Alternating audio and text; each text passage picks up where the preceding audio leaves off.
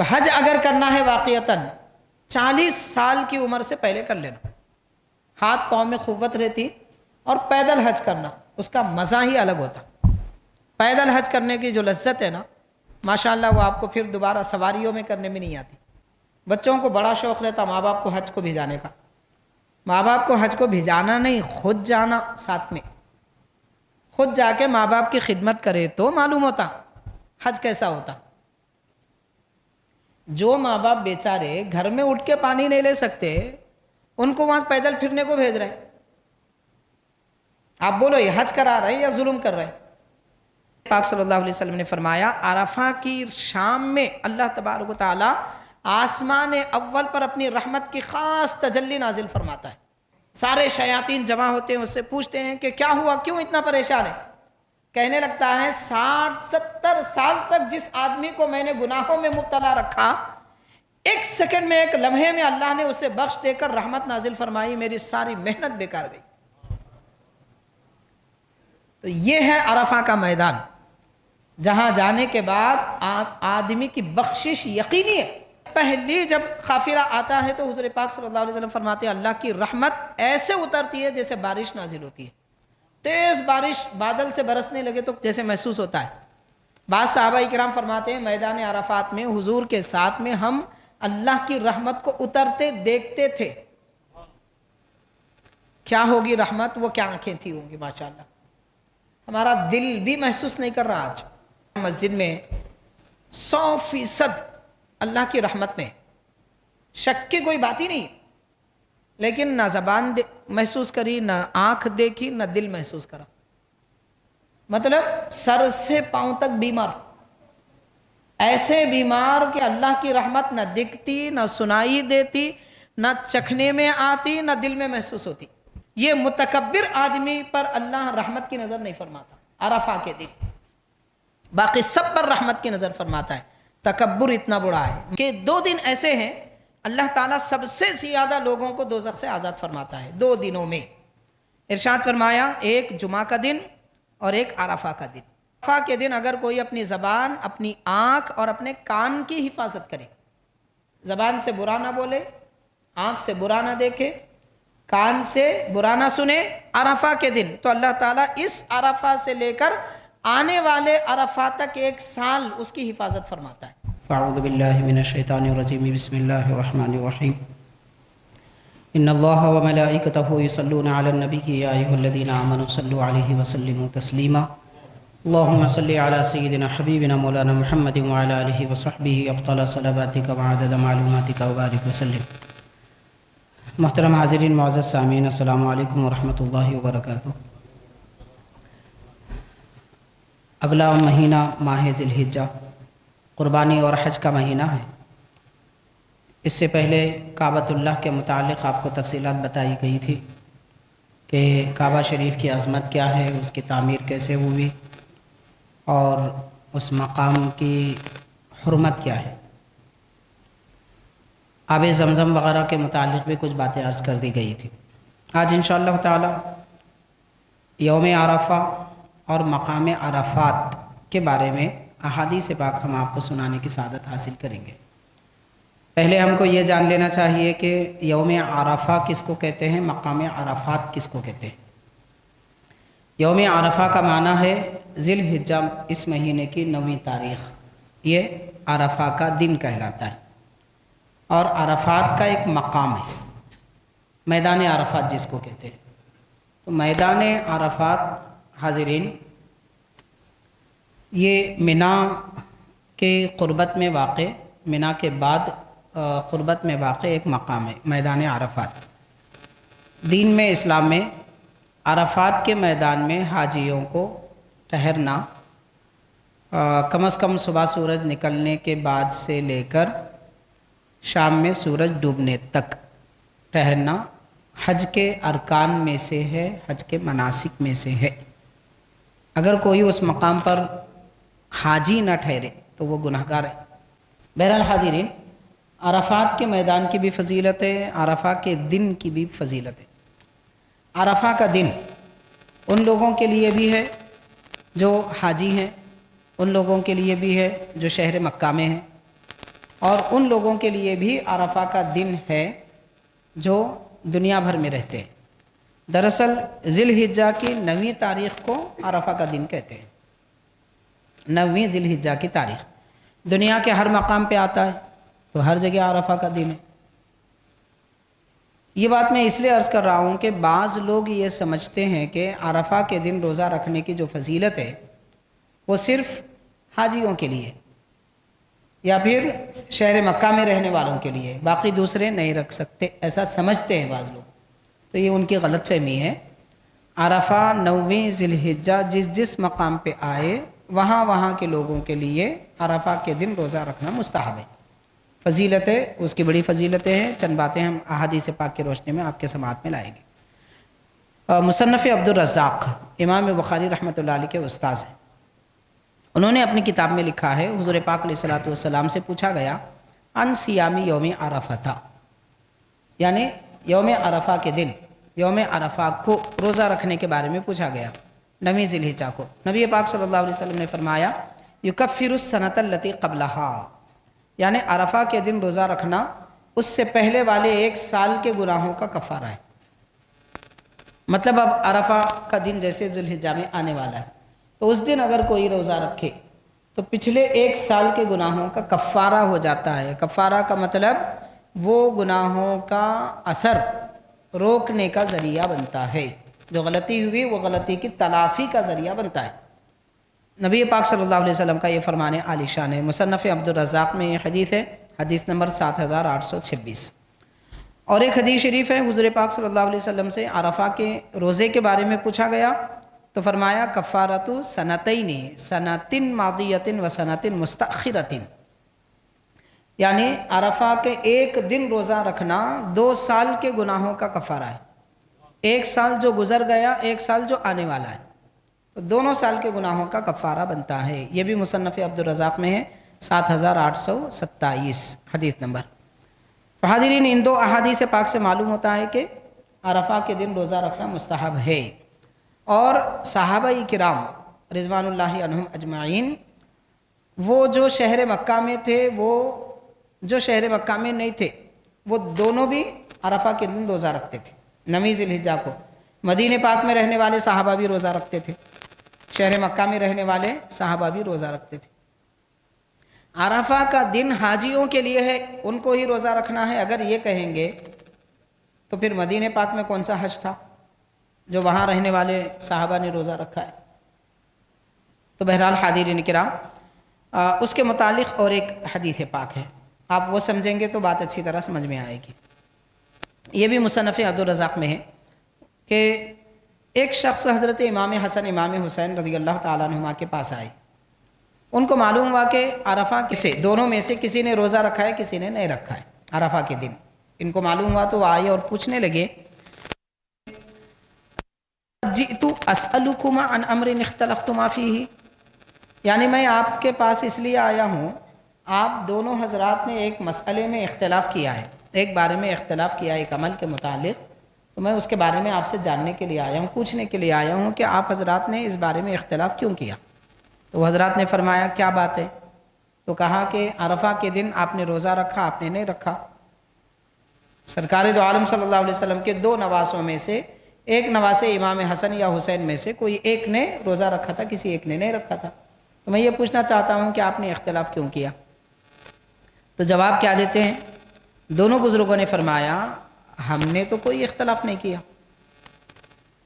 مطلب کوئی روزہ رکھے کوئی نہ رکھے تو اس کو اختلاف نہیں کہتے، پھر اختلاف ہم نے تو کوئی اختلاف نہیں کیا۔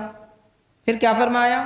جس نے عرفہ کے دن روزہ رکھا اس نے اچھا عمل کیا، اور جس نے روزہ نہیں رکھا اس کے لیے کوئی حرج نہیں ہے، کوئی تکلیف کی بات نہیں ہے۔ تو ارشاد فرمایا من صام فحسن حسنا ومن لم یصم فلا بأس، تو جس نے روزہ رکھا اچھی بات ہے، جو نہیں روزہ رکھا کوئی حرج نہیں ہے۔ یہ کیا اختلاف ہے؟ کوئی اختلاف کی بات نہیں ہے۔ اب اس حدیث پاک سے ایک بات یہ معلوم ہوتی ہے کہ عرفہ کے دن مکہ شریف کے علاوہ دوسرے مقام پہ بھی صحابہ کرام روزہ رکھتے تھے، اس لیے ہندوستان میں بھی مسلمان روزہ رکھتے ہیں، تو یہ بڑی فضیلت کی بات ہے، مستحب عمل ہے، 2 साल के गुनाहों का कफ़ारा बनता है। हुज़ूर पाक सल्लल्लाहु अलैहि वसल्लम ने इरशाद फरमाया। हाज़रीन, अरफा के दिन की फ़जीलत क्या है? और एक हदीस पाक में है, सही बुखारी की हदीस पाक है, हदीस नंबर 45 है। हज़रत उमर बिन ख़त्ताब रज़ी अल्लाह ताला फ़ारूक़ आज़म रज़ी अल्लाह ताला अन्हु के पास एक यहूदी आया, कहने लगा कि अमीरुल मोमिनीन कि आपकी किताब में एक आयत है कुरान शरीफ। यहूदी कह रहा है कि कुरान शरीफ में एक आयत है, अगर वो हम यहूदियों पे नाजिल होती तो हम उस दिन को ईद का दिन बना लेते। कुरान की आयत जिस दिन नाजिल हुई वो दिन भी ईद का होता है, तो खुशी का दिन बना लेते। तो हज़रत फ़ारूक़ आज़म रज़ी अल्लाह ताला अन्हु ने फरमाया, वो कौन सी आयत है? तो यहूदी ने कहा, अल-यौमा अकमलतु लकुम दीनकुम व अतममतु अलैकुम निअमती। अल्लाह तबारक व तआला ने फरमाया, आज हमने तुम्हारा दीन मुकम्मल किया और मैंने मेरी नेमत को तुम्हारे लिए तमाम कर दिया और इस बात से राज़ी हो गया कि तुम्हारे लिए इस्लाम दीन है। इतनी बड़ी आयत है और ये खुशखबरी इस उम्मत के अलावा किसी को नहीं दी गई। कोई कौम दावा नहीं कर सकती, अहले किताब भी अगर हों, यहूदी ईसाई जिन पर आसमानी किताबें नाजिल हुई थी, वो भी ये दावा नहीं कर सकते कि इस्लाम अल्लाह का पसंदीदा दीन है। ये हुक्म, ये बशारत उनको भी नहीं दी गई, इसमें कोई शक नहीं है।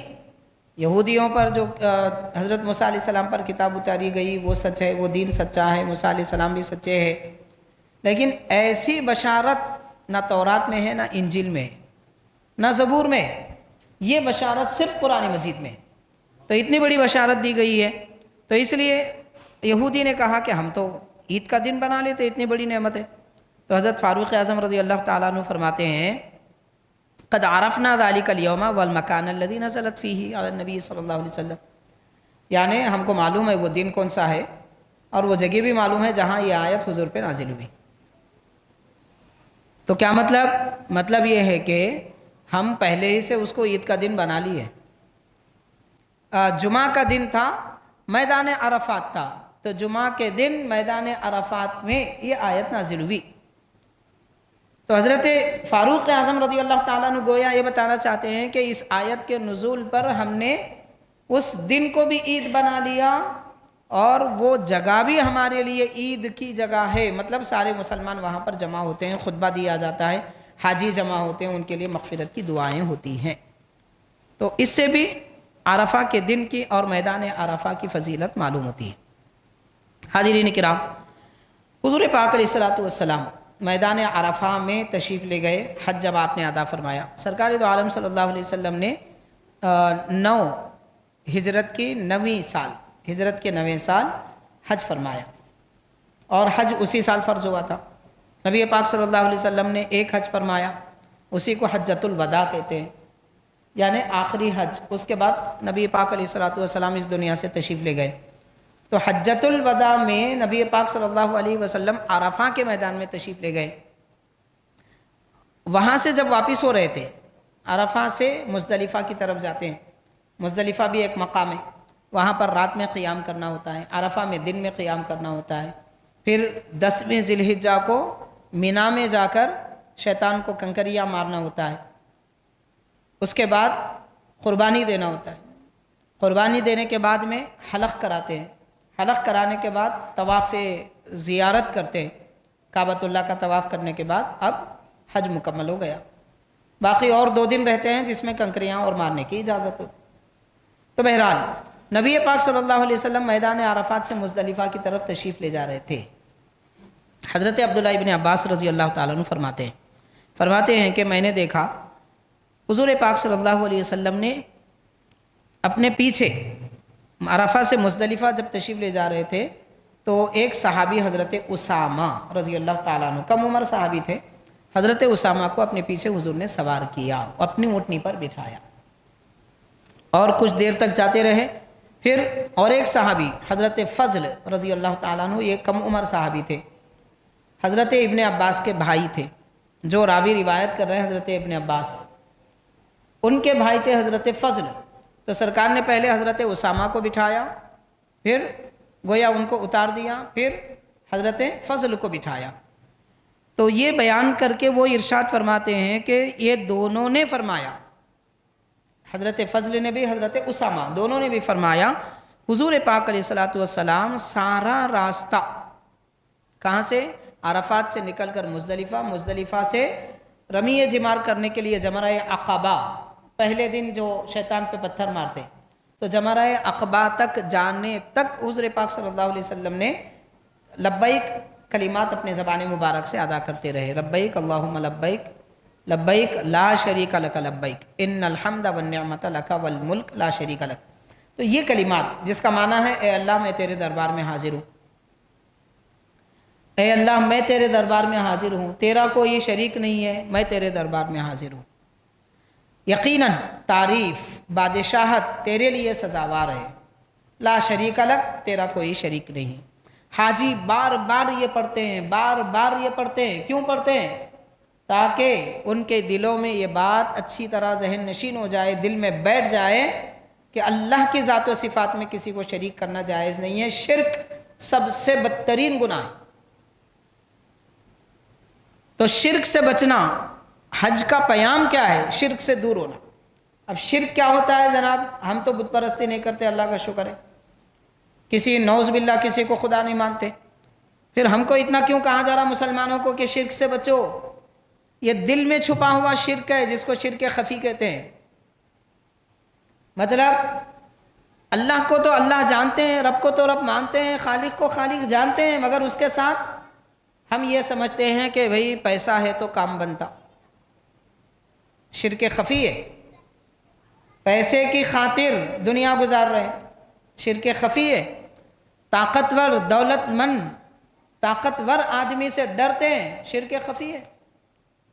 اچھی بات بھی، اچھے کام بھی نہیں کرتے، اچھی بات پہ عمل بھی نہیں کرتے، اچھی بات کسی کو بولتے نہیں، ڈر کر کسی کے کہیں نقصان نہ پہنچائے، شرک خفی ہے۔ غیر خدا کا خوف دل میں آ رہا ہے، حق کو پیچھے ڈالا جا رہا ہے، تو یہ شرک نہیں ہے تو کیا ہے؟ اسی کو صوفیاء اولیاء اکرام نے شرک خفی کہا ہے، یعنی چھپا ہوا شرک۔ ایک برملا شرک ہوتا ہے جو بت پرست کر رہے ہیں، اور ایک خفی چھپا ہوا شرک ہے جو لوگوں کے دل میں بیٹھا ہوا ہے۔ دولت کی محبت، دنیا کی محبت، قرآن مجید نے کیا کہا؟ افرأیت من اتخذ الہہ ہواہ، کہ اے نبی صلی اللہ علیہ وسلم آپ دیکھیے کہ آپ کیا فرماتے ہیں ان لوگوں کے بارے میں جنہوں نے اپنی خواہش کو خدا بنا لیا۔ مطلب خواہش کے پیچھے چلتے ہیں، خدا کی نہیں مانتے، خواہش کی مانتے ہیں، یہ شرک نہیں ہے تو کیا ہے؟ تو یہی تو کہا جا رہا ہے، اسی لیے تو حج میں خاص طور پر حجاج کو یہ سبق دیا جا رہا ہے، شرک سے بچو، بار بار پڑھو، احرام باندھنے سے لے کر رمی جمار کرنے تک سارے دنوں میں بس لبیک لبیک لبیک لا شریک لک یہ کہنا ہے۔ اتنا بڑا پیام ہے، اس پیام کو لوگ سمجھ نہیں سکے، ادھر زبان سے لبیک لبیک بول رہے ہیں، ادھر کسی کو دھکا دے رہے ہیں، زبان سے لبیک لبیک بول رہے ہیں، کسی کی برائی کر رہے ہیں، ادھر زبان سے لبیک بول رہے ہیں، کسی کی برائی پر دل میں، کسی کی تکلیف دینے پر دل میں برائی آ رہی ہے، لڑائی جھگڑے کر رہے ہیں، زبان سے لبیک بول رہے ہیں، شکایتیں کر رہے ہیں، یہ کیسا لبیک ہے؟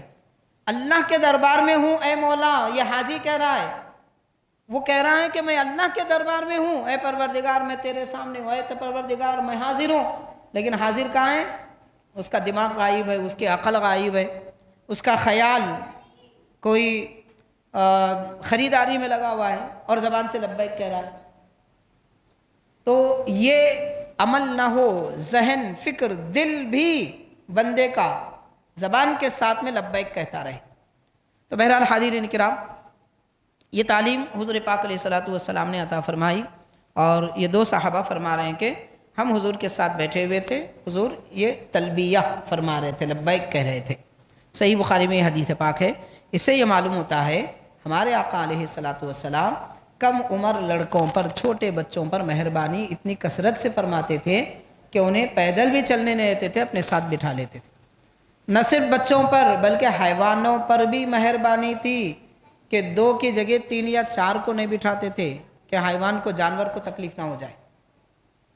تو بہرحال حاضرین کرام، اور ایک حدیث پاک ہے، حضرت عبداللہ بن مسعود رضی اللہ تعالیٰ عنہ فرما رہے ہیں، منی اور عرفات کے متعلق میں آپ سے باتیں کر رہا ہوں، مینا اور عرفات کے بارے میں آپ سے گفتگو کی جا رہی ہے۔ حضرت عبداللہ بن مسعود رضی اللہ تعالیٰ عنہ فرماتے ہیں بینما نحن فی مسجد الخیف لیلۃ عرفۃ، یعنی عرفہ کے دن رات مسجد خیف میں مینا میں ہم تھے۔ دیکھیے 7ویں ذی الحجہ کو حاجی شام کے وقت نکلتے ہیں، مینا کے میدان میں پہنچتے ہیں، 8ویں ذی الحجہ کی نماز فجر سے لے کر عشاء تک 9ویں ذی الحجہ کی فجر بھی مینا میں پڑھتے ہیں۔ 9ویں ذی الحجہ کی فجر کے بعد عرفات میں جاتے ہیں، اور عرفات میں سورج نکلنے سے لے کر ڈوبنے تک رہتے ہیں۔ سورج ڈوبنے کے بعد مغرب کی نماز وہاں سے پڑھے بغیر مزدلفہ جاتے ہیں۔ یہ مینا، یہ عرفات، یہ مزدلفہ کھلے میدانوں کا نام ہے، وہاں کوئی تعمیر نہیں ہے، وہاں کوئی عمارت نہیں ہے۔ حدیث پاک ہے، حضور پاک صلی اللہ علیہ وسلم نے مینا میں تعمیر کرنے سے منع فرمایا، لیکن سنا بھی گیا، جا رہا تھا، دیکھا بھی گیا کہ آج کل کنارے کرانے میں بڑی بڑی بلڈنگیں بنا دی گئی ہیں مینا کے میدان میں، جو بہت زیادہ اعلیٰ درجے کے لوگ ہوتے ہیں، جن کے پاس دولت بہت زیادہ ہوتی ہے، وہ خیموں میں نہ رہتے، وہ تعمیروں میں جا کے رہتے ہیں، وہاں پہ ایئر کنڈیشن جو روم ہے اس میں رہتے ہیں۔ سرکار دو عالم صلی اللہ علیہ وسلم نے منع فرمایا ہے۔ حج کے دن گویا قیامت کا منظر بتاتے ہیں، اب وہاں بھی جا کے ہم ایئر کنڈیشن میں رہیں گے تو پھر قیامت کا منظر کہاں ہوا؟ حج کرنے والے کو قیامت دنیا میں دیکھ لینا چاہیے، مزدلفہ میں جا کر دیکھیے، عرفات میں جا کر دیکھیے، مینا میں جا کر دیکھیے، پتہ چلے گا قیامت کیسی ہے۔ اور بلا شبہ قیامت کا دن، قیامت کا منظر، قیامت قائم بھی ہوگی تو عرفات اور مزدلفہ میں ہی ہوگی۔ سارے لوگوں کو جو جمع کر دیا جائے گا مزدلفہ اور عرفات کے میدان میں جمع کر دیا جائے گا۔ میدان محشر اسی جگہ واقع ہوگا۔ بعض روایت میں آتا ہے فلسطین کا میدان بھی، فلسطین کی سرزمین بھی، تو علماء نے فرمایا عرفات، مزدلفہ، فلسطین، یہ تینوں زمینوں کو ملا دیا جائے گا، اگرچہ کہ دور دور ہے، اللہ کی قدرت ہے، ایک جگہ کر دے، زمین کا یہ حصہ یہاں سے ہٹائے وہاں رکھ دے، بالکل ہو سکتا ہے۔ تو خیر، تو وہ قیامت کا منظر بھی وہیں ہوگا، میدان بھی، اور قیامت کا منظر بھی دکھائی وہیں دیتا ہے۔ تو حضور پاک علیہ الصلوۃ والسلام ارشاد فرماتے ہیں، حضرت عبداللہ بن مسعود رضی اللہ عنہ، ہم حضور پاک صلی اللہ علیہ وسلم کے ساتھ میدان مینا میں مسجد خیف میں رات گزاری۔ مسجد خیف میں حضور پاک صلی اللہ علیہ وسلم کا خیمہ تھا، یعنی حضور نے جب حج فرمایا مسجد خیف میں حضور نے قیام فرمایا، وہاں ڈیرا ڈال دیا گیا تھا وہ خیف کی مسجد میں۔ آج بڑی مسجد بنی ہوئی ہے، کتنی بڑی مسجد ہے؟ آپ نے مکہ مسجد دیکھی ہے؟ سارا احاطہ مکہ مسجد کا، اس کے ایک اندازتاً بھی کہا جائے تو سارا مسجد کا احاطہ مکہ مسجد کا مکمل 10 سے 15 مکہ مسجد وہ مسجد میں آ جاتے ہیں۔ مسجد خیف اتنی بڑی مسجد ہے، اور مسجد نمیرہ بھی ویسی ہے جو عرفات میں واقع ہے۔ خیر، تو حاضرین کرام، حضور پاک صلی اللہ علیہ وسلم کے ساتھ وہاں پر صحابہ اکرام جلوہ افروز تھے۔ عرفہ جانے سے پہلے کی رات میں، یعنی 8ویں رات، 9ویں رات، 9واں دن گزر گیا اور 10ویں دن کی رات آئی تھی اس میں۔ خیر، تو حضرت عبداللہ بن مسعود رضی اللہ عنہ فرماتے ہیں ہم بیٹھے ہوئے تھے کہ اچانک سانپ کے جانے کا ہم کو احساس ہوا، اس کی سرسراہٹ محسوس ہوئی۔ فرماتے ہیں دیکھا ایک بڑا سانپ ہے، اچانک وہ بل میں گھس گیا، کوئی سوراخ تھا زمین میں، اس میں گھس گیا۔ حضور پاک صلی اللہ علیہ وسلم نے کیا فرمایا؟ تو آپ فرماتے ہیں اذ سمعنا حس الحیہ، سانپ کی محس کا احساس ہم کو ہوا، حضور نے فرمایا اقتلوہا، اس کو مار دو۔ یہ پیارے نبی کا حکم ہے، اگر کوئی زہریلی چیز دیکھو تو مارو۔ دین یہاں تک حکم دیتا ہے اگر آپ نماز میں بھی ہے اور کوئی زہریلی چیز دیکھے تو فوراً اس کو مار دیں، نماز چھوڑ دیں، نماز ٹوٹتی نہیں۔ نماز کی حالت میں بھی اگر سانپ بچھو کوئی زہریلی چیز نظر آئے، نماز چھوڑ دیں، فوری اسے ماریں تاکہ دوسروں کو تکلیف نہ دے۔ پھر جہاں سے چھوٹی تھی نماز وہیں سے ادا کریں، لیکن کب؟ جب کہ اپنی زبان سے آواز نہ نکالیں، بات نہ کریں۔ اگر نماز چھوڑ کر سانپ مارنے کو نکلے اور بات کر لیے، نماز ٹوٹ گئی۔ تو بغیر کسی دنیاوی عمل کے صرف مار کر آ کے کوئی نماز پڑھ سکتا ہے، اتنی بھی اجازت ہے۔ تو زہر سے بچانے کا حکم دیا گیا۔ اب آپ دیکھیے کہ سانپ کے زہر سے بچانے کا حکم ہے، آج انسان ایک دوسرے کو اپنے زہر سے ڈس رہا ہے۔ چھوٹی چھوٹی باتوں پر دیکھو آپ قتل و غارت گری ہو رہی ہے، یہ اس کو مار دیا، وہ اس کو مار دیا، بیوی شوہر کو مار دی، شوہر بیوی کو مار دی، ساس سسرے مل کر، گھر کے لوگ مل کر جو ہے بہو کا گلا گھونٹ دیے، نعوذ باللہ اس کو جلا دیے۔ کیا تماشے ہو رہے ہیں! معمولی سے قرضے، چند پیسوں کے لیے، 500,000 روپے کے لیے لوگ لڑ رہے ہیں، مر رہے ہیں۔ اب آپ غور کریں، سانپ کا زہر زیادہ خطرناک ہے یا انسان کا زہر خطرناک ہے؟ اور بلا شبہ انسان کا زہر بڑا خطرناک ہے، بڑا خطرناک ہے۔ انسان ہے تبھی وہ سنبھلا ہوا ہے، یعنی ہمارا ایمان ہماری برائیوں پر غالب ہے، اس وجہ سے ہم انسان بنے ہوئے، ورنہ کوئی درندہ انسان کا مقابلہ نہیں کر سکتا، اتنا خطرناک ہے انسان۔ پیارے آقا صلی اللہ علیہ وسلم نے ایک حیوان کو انسان بنایا، ایمان عطا فرمایا، تعلیم عطا فرمائی، دلوں کو پھیرا۔ آج تک نبی پاک صلی اللہ علیہ وسلم کی توجہ، عنایت، نظر مسلمانوں پر ہے، تبھی تو پھر بھی ہم تھوڑے بہت انسان بنے ہوئے۔ اب جو سرکار کی نظروں سے، عنایتوں سے ہٹ گئے، وہ درندے پن کے کام کر رہے ہیں۔ تو بہرحال سانپ کو مارنے کا حضور نے حکم فرمایا، کیونکہ اس سے تکلیف ہوتی ہے۔ صحابی فرماتے ہیں حضرت عبداللہ بن مسعود رضی اللہ تعالیٰ عنہ، ہم اٹھے ہی تھے کہ وہ ایک بل میں گھس گیا۔ تو صحابہ فرماتے ہیں ہم نے کچھ گھاس وغیرہ، سوکھی گھاس جمع کی اور کچھ لکڑیاں لائے تاکہ وہ بل میں جلا کر اندر ڈال دیں، تاکہ وہ وہیں جل جائے، مر جائے، اس ارادے سے۔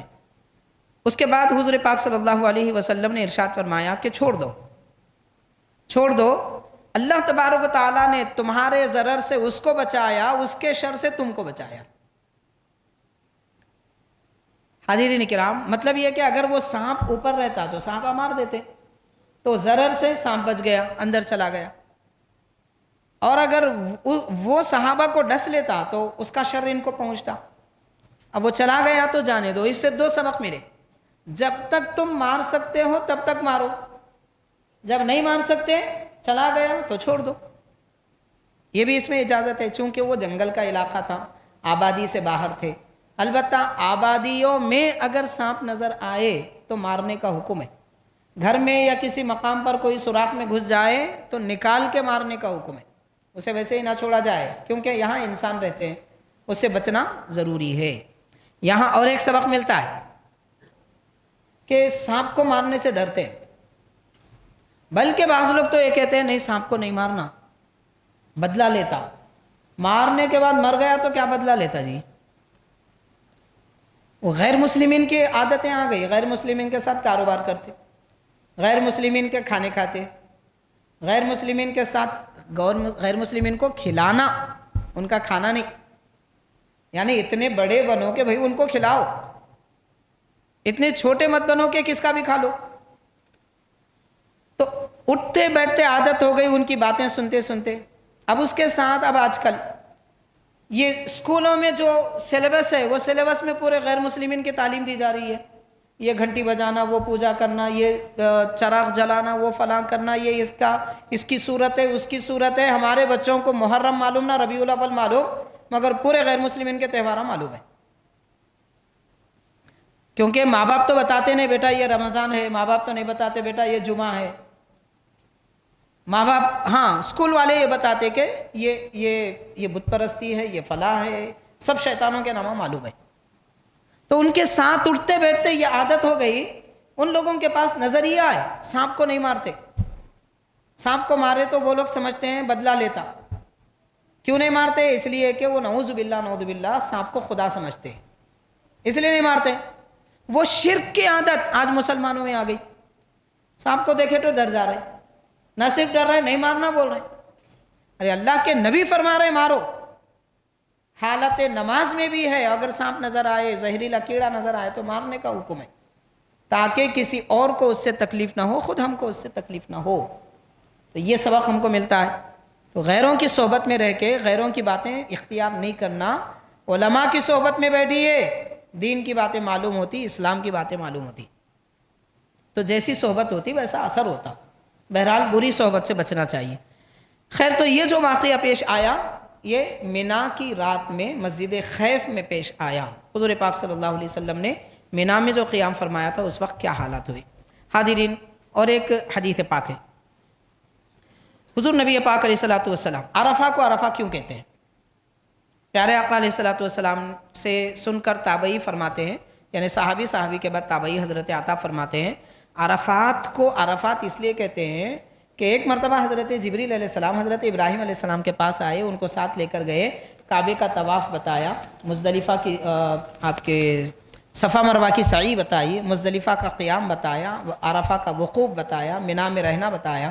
پھر دوبارہ آئے کہ پھر لے گئے عرفات کے میدان میں. آ کر حضرت جبریل علیہ السلام نے ابراہیم علیہ السلام سے پوچھا کہ آپ نے پہچانا یہ کون سی جگہ ہے؟ عرفتہ، حل عرفتہ؟ تو ابراہیم علیہ السلام نے کہا نام عرفتو. 3 بار ایسا سوال ہوا، انہوں نے کہا عرفتہ، ابراہیم علیہ السلام نے کہا عرفتو. تو 6 مرتبہ یہ عرفتو کے کلمات آئے، اس لیے وہ جگہ کا نام عرفہ پڑ گیا. تو عرفہ کو عرفہ کیوں کہتے ہیں؟ اس وجہ سے کہتے ہیں. ایک وجہ یہ بتائی گئی. دوسرا، عرفہ کا اصل معنی ہے پہچاننا. جیسا کہ یہاں بتا حضرت آدم علیہ السلام جب زمین پر آئے، ہندوستان میں آئے، حضرت حوا علیہ السلام زمین پر آئی، جدہ میں آئی، کئی دنوں تک یہ لوگ آپس میں نہیں ملے. جب اللہ تعالیٰ ان کو ملانا چاہا تو ان کے قدم آگے بڑھے، ایک دوسرے کو ڈھونڈتے عرفہ کے میدان میں آئے تو ایک کنارے پر حضرت حوا، ایک کنارے پر حضرت آدم علیہ السلام تھے. دونوں نے ایک دوسرے کو دیکھ کر پہچانا، بیوی نے شوہر کو، شوہر نے بیوی کو پہچانا، اس لیے وہ جگہ کا نام عرفات بن گیا. اور جس دن انہوں نے پہچانا 9 ذی الحجہ تھی، اس لیے وہ دن کا نام یوم عرفہ ہوا. تو ذی الحجہ میں عرفہ کا یہ معنی ہے. یہ بھی حدیث پاک ہے، اخبار مکہ، امام فاقیہی رحمۃ اللہ علیہ کی کتاب ہے، حدیث نمبر 2725. حاضرین کرام، اب میدان عرفات کے متعلق آتا ہے کیا شان کا مقام ہے. جو حاجی دیکھے ہیں ماشاءاللہ ان کے لیے بڑی خوشخبری، جو نہیں دیکھے ہیں تمنا کریں، حج کرنے کا ارادہ کرنا چاہیے، دکھاوے کا ارادہ نہیں کرنا. پڑوسی کرا اس لیے جا رہے ہیں، دوست کرا حج اس لیے جا رہے ہیں، سب گئے میں نہیں گیا اس لیے جا رہے ہیں. اس لیے نہیں جانا، اس لیے جانا کہ میرے مولا کا گھر دیکھو، میرے نبی کے مزار کی زیارت کروں، وہاں کے مقدس مقامات دیکھوں، اس ارادے سے جانا. دکھاوے کے کام نہیں کرنا. سب جا رہے ہیں میں جاتا ہوں، ارے کیا لوگ جا رہے ہیں بھائی، اچھا ہے شاید مقام، وہاں جا کے پریشان ہو کے آ رہے ہیں. اچھا اور ایک بات کیا ہے، نوجوانی میں حج نہیں کرتے، بوڑھے ہونے کے بعد کرتے. جب تک ہاتھوں پیروں میں قوت سلامت ہے نہیں کرتے. سب ہو گیا، کاروبار کر لیے، بیٹوں کو سیٹل کر دیے، خاندان بس گیا، اب بولتے اب حج کو جائیں گے. اب حج کو جا کے کیا کرتے میں آپ کو بتاتا ہوں. الحمدللہ ہم نے جب حج کیا تھا، ایک حاجی منا کے خیمے میں تقریباً 3-4 حجاج تھے، ہمارے بازو تھے، چھوٹے بستر ہوتے اتنے سے، اس میں لیٹنا ہے، اس میں بیٹھنا ہے. تو 3-4 حاجی بڑی عمر کے تھے، غالباً ان کی عمر 80 سال 70 سال تھے، بیچارے پریشان. میاں بیوی دونوں ضعیف العمر، دونوں مل کر آ گئے، ان کے بچے بھیجا دیے. بچوں کو بڑا شوق رہتا ماں باپ کو حج کو بھیجانے کا. ماں باپ کو حج کو بھیجانا نہیں، خود جانا، ساتھ میں خود جا کے ماں باپ کی خدمت کرے تو معلوم ہوتا حج کیسا ہوتا. جو ماں باپ بیچارے گھر میں اٹھ کے پانی نہیں لے سکتے، ان کو وہاں پیدل پھرنے کو بھیج رہے ہیں. آپ بولو یہ حج کرا رہے ہیں یا ظلم کر رہے ہیں؟ ہاں ساتھ جائیے، والدین کے ساتھ جائیں گے تو یہ فائدہ ہے.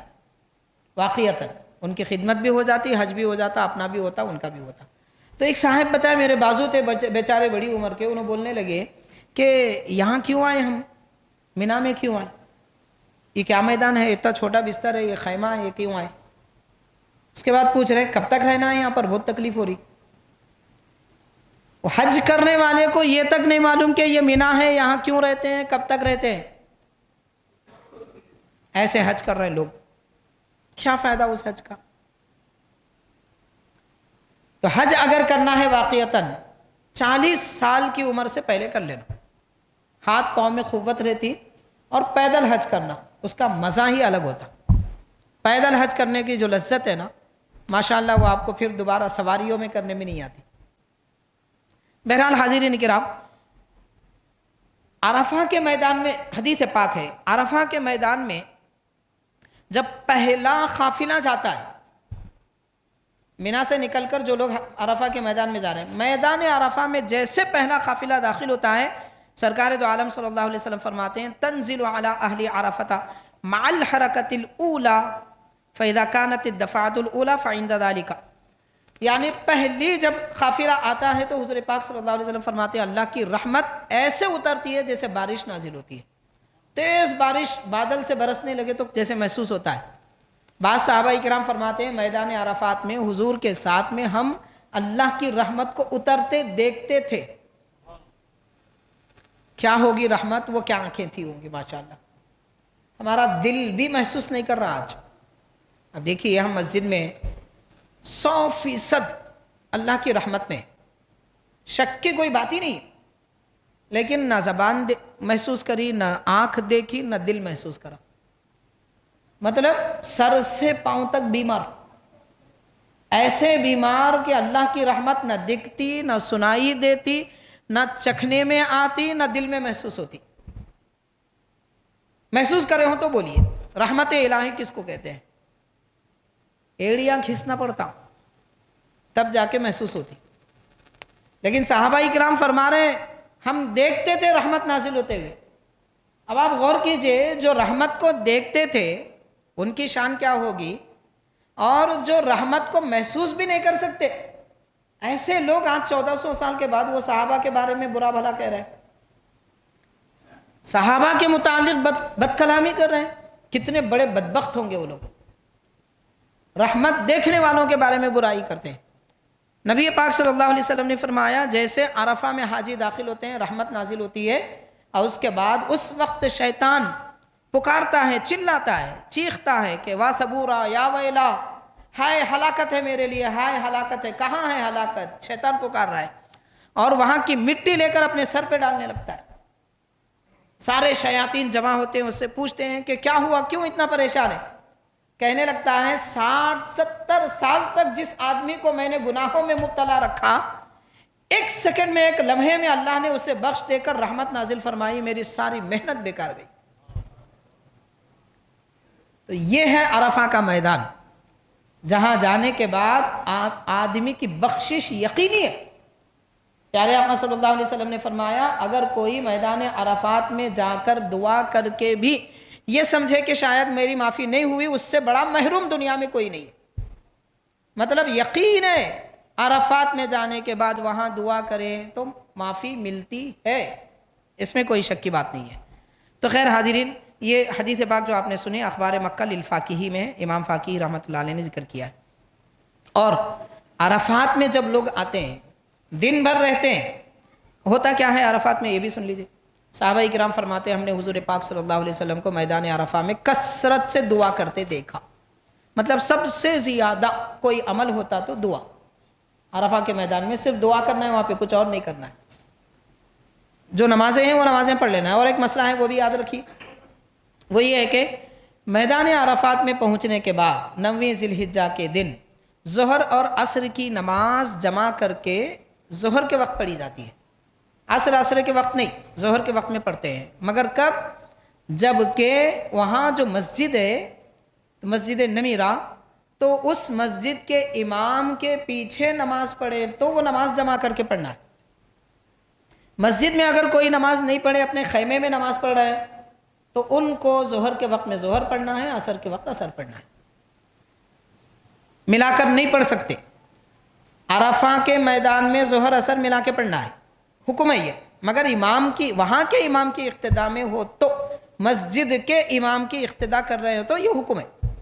ہم علیحدہ جماعت بنا کے پڑھے بھی تو ایسا حکم نہیں ہے، الگ الگ پڑھنا ہے، ظہر کے وقت ظہر، عصر کے وقت عصر۔ اس کے بعد شام ہونے کے بعد، سورج ڈوبنے کے بعد عرفہ کے میدان سے حاجی نکل جاتے ہیں، مزدلفہ میں پہنچتے ہیں جو 9 کلومیٹر کے فاصلے پہ وہاں سے۔ تو مزدلفہ میں جانے کے بعد اگر کوئی حاجی مغرب کے وقت میں پہنچے تو بھی اس کو مغرب نہیں پڑھنا ہے، عشاء تک انتظار کرنا ہے۔ عشاء کا وقت آنے کے بعد مغرب پہلے پڑھے پھر عشاء پڑھے، تنہا پڑھے تو بھی ویسے ہی، اور جماعت کے ساتھ پڑھے بھی تو ویسے ہی۔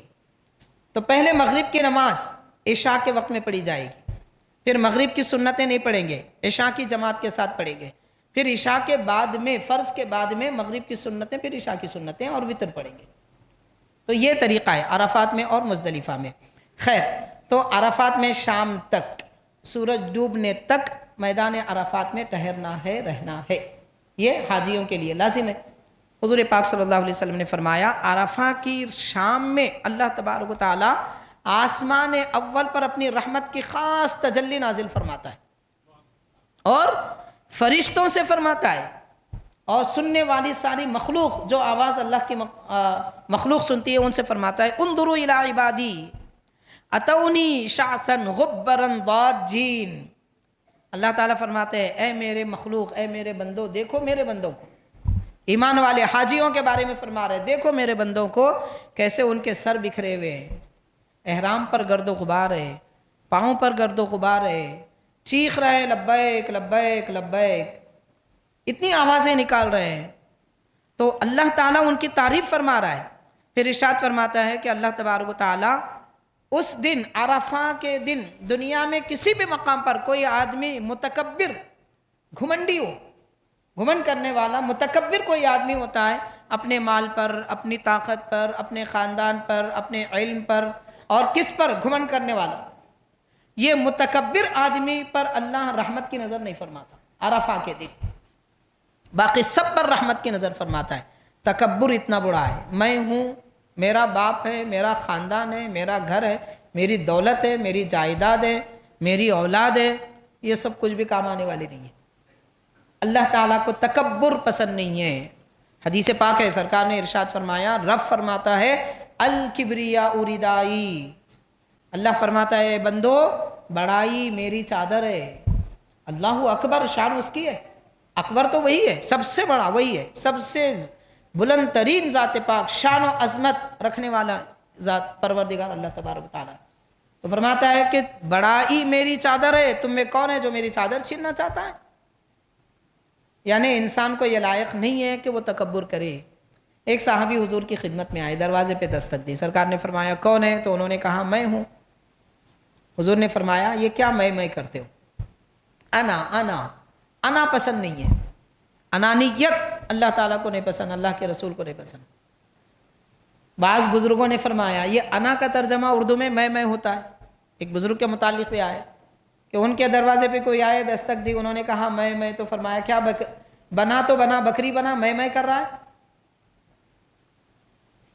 میں تو بکری کرتی ہے، تو کیوں میں کر رہا ہے؟ اپنا نام بولے۔ خیر، تو حاضرین کرام، انا کا لفظ بھی پسند نہیں ہے۔ حضرت موسیٰ علیہ السلام سے کسی نے سوال کیا کہ اے موسیٰ بتائیے سب سے زیادہ جاننے والے کون ہیں، بڑے عالم؟ حضرت موسیٰ علیہ السلام فرمائے میں ہوں۔ کوئی شک کی بات نہیں ہے، نبی سے بڑھ کے کوئی بڑا عالم نہیں ہوتا۔ حضرت موسیٰ علیہ السلام فرمائے صحیح فرمائے، مگر اللہ تعالیٰ فرماتا ہے موسیٰ آپ نے میں کہا، آپ جائیے آپ کو ہم بتاتے ہیں ہماری راز کی باتیں کیا ہیں۔ خضر علیہ السلام سے ملنے کے لیے بھیجے، وہ 3 واقعات، بڑے واقعات پیش آئے۔ تو مطلب نبی بھی انا کہتے ہیں تو اللہ کو پسند نہیں ہے۔ اب ہم بولے تو کیا پسند ہے؟ ہماری بساط کیا، ہم کون ہیں؟ کچرا دھول کے برابر ہے انبیاء کرام کی شان کے مقابل میں۔ تو اس لیے حاضرین، تکبر اللہ تعالیٰ کو پسند نہیں ہے، اور جو متکبر ہوتا ہے، قانون ہے، حضرت بندہ نواز رحمۃ اللہ علیہ نے لکھا ہے، اللہ کا قانون ہے، ظالم کو اللہ پنپنے نہیں دیتا، متکبر کو اللہ تعالیٰ پنپنے نہیں دیتا۔ مطلب جو ظلم کرتا ہے وہ آخر کار اوندے منہ گر جاتا ہے، تھوڑے دن کی بہار رہتی، اس کو ڈھیل دے دیتے۔ ایسے ہی تکبر کرنے والے کو بھی اللہ تعالیٰ کبھی پنپنے نہیں دیتا، وہ اوندے منہ گر جاتا ہے۔ اس لیے تو فرمایا من تواضع للہ رفعہ اللہ، جو اللہ کے لیے جھک گیا اللہ تعالیٰ اس کو بلند فرمایا۔ تو اللہ تعالیٰ کے لیے عاجزی اختیار کرنا چاہیے۔ ہمارے آقا علیہ الصلوۃ والسلام سب سے بڑی ذات پاک، کائنات میں کوئی حضور کے جیسا نہیں، مگر سرکار سب سے بڑے متواضع، سید المتواضعین، یعنی اردو میں ہم بولیں گے تو انکساری کی کیفیت حضور سے بڑھ کے کسی میں نہیں تھی، پھر سرکار سے بڑھ کے کوئی بڑے نہیں۔ دو الگ چیزیں ایک ساتھ جمع ہو رہے ہیں، یہ بڑے کمال کی بات ہے، یہ بھی معجزہ ہے حضور کا۔ سب سے بڑے ہو کر حضور انکساری فرماتے ہیں، یہ معجزہ ہے، یہ نہیں کر سکتے کوئی بھی۔ خیر تو حاضرین، اللہ تبارک و تعالیٰ عرفہ کے دن تکبر کرنے والوں پر بھی رحمت کی نظر نہیں فرماتا، یہ بھی حدیث پاک ہے۔ حضور نبی پاک علیہ الصلاۃ والسلام کے ایک صحابی حضرت کعب، وہ فرماتے ہیں کہ 2 دن ایسے ہیں اللہ تعالیٰ سب سے زیادہ لوگوں کو دوزخ سے آزاد فرماتا ہے 2 دنوں میں۔ ارشاد فرمایا، ایک جمعہ کا دن اور ایک عرفہ کا دن۔ جمعہ کے دن اللہ تعالیٰ جتنی آزادی دوزخ سے ایمان والوں کو عطا فرماتا ہے، کسی اور دن عطا نہیں فرماتا، اور عرفہ کے دن بھی ایسے ہی بخشش ہوتی ہے۔ یہ بھی اخبار مکہ، وہ مشہور ترین کتاب میں ہے۔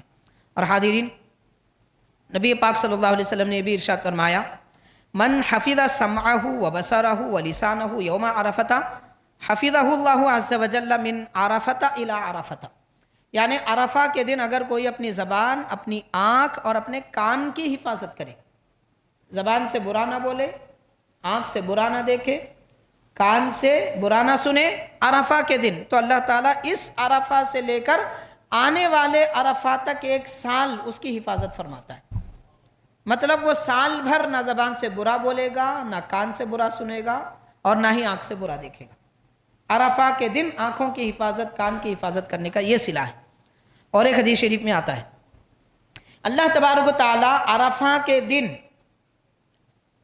مومنین حاجیوں کی تعریف فرماتا ہے۔ عرفہ کے دن جو عرفہ کے میدان میں ہے، میدان عرفات میں، ان حاجیوں کی اللہ تعالیٰ تعریف فرماتا ہے۔ حدیث پاک میں جو الفاظ ہیں وہ باہا ان اللہ عز وجل باہا اہل السماوات باہل عرفۃ، اہل عرفات پر اللہ تبارک و تعالیٰ، لفظی ترجمہ کریں گے تو فخر کرتا ہے۔ اللہ تعالیٰ فخر کرنے سے پاک ہے، تعریف فرماتا ہے۔ فخر وہ کرتے ہیں جن کے پاس کوئی نعمت نہ ہو، کوئی عظمت نہ ہو۔ اللہ تو شان و عظمت کا مالک ہے، سارے جہاں کو عظمت شان وہی دیتا ہے، لیکن جو لفظ استعمال ہوا ہے اس کا معنی اردو میں فخر ہوتا ہے، لیکن یہاں تعریف کرنا۔ تو اللہ تعالیٰ اہل عرفہ کی تعریف فرماتا ہے سارے جہاں کے لوگوں میں، اور پھر کیا فرماتا ہے؟ سارے جہاں سے بڑھ کر تعریف اللہ تبارک و تعالیٰ حضرت عمر کی فرماتا ہے۔ ایک حدیث میں دونوں کا ذکر آیا، یعنی عرفہ کے میدان میں رہنے والوں کی جتنی تعریف، وہ تعریف اللہ تعالیٰ ساری مخلوق کے سامنے کرتا ہے، پھر حضرت عمر کی تعریف عرفہ والوں کے سامنے کرتا ہے، اہل عرفہ کو سناتا ہے۔ اب جن کے کان ہیں وہ لوگ سن لیتے ہیں، اب جن کو سنائی نہیں دیتا وہ کوئی مسئلہ نہیں ہے، مگر حدیث پاک میں تو ہے کہ اللہ تعالیٰ ان کو بتاتا ہے، سناتا ہے حضرت عمر کی شان کیا ہے، حضرت عمر کا مرتبہ کیا ہے۔ حاضرین، حضور پاک علیہ الصلوۃ والسلام میدان عرفہ میں خاص طور پر جو دعائیں پڑھتے تھے، 2 دعائیں میں آپ کو بتاؤں گا۔ حضور پاک صلی اللہ علیہ وسلم کثرت سے عرفہ کے دن یہ دعا پڑھتے تھے، لا الہ الا اللہ وحدہ لا شریک لہ لہ الملک و لہ الحمد وہو علی کل شیء قدیر، 4 کلمہ۔ تو یہ کثرت سے حضور دعا فرماتے تھے اور یہ ذکر فرمایا کرتے تھے۔ اب اور ایک دعا ہے، سرکار دو عالم صلی اللہ علیہ وسلم نے ارشاد فرمایا، یہ آگے کے کلمات ہیں، جو ان کلمات کو عرفہ کی رات میں پڑھے 1000 مرتبہ۔ عرفے کی رات کا مطلب 9ویں ذی الحجہ سے پہلے والی رات میں، 9 ذی الحجہ کل ہے تو آج کی رات مثال کے طور پر یاد رکھ لیجئے، جب ذی الحجہ کی تاریخ آئے گی یہ دعا پڑھ لینی چاہیے جو اللہ تعالیٰ کی تعریف ہے۔ 1000 مرتبہ عرفہ کی رات میں اگر کوئی یہ کلمات پڑھے، اللہ تبارک و تعالیٰ اس کو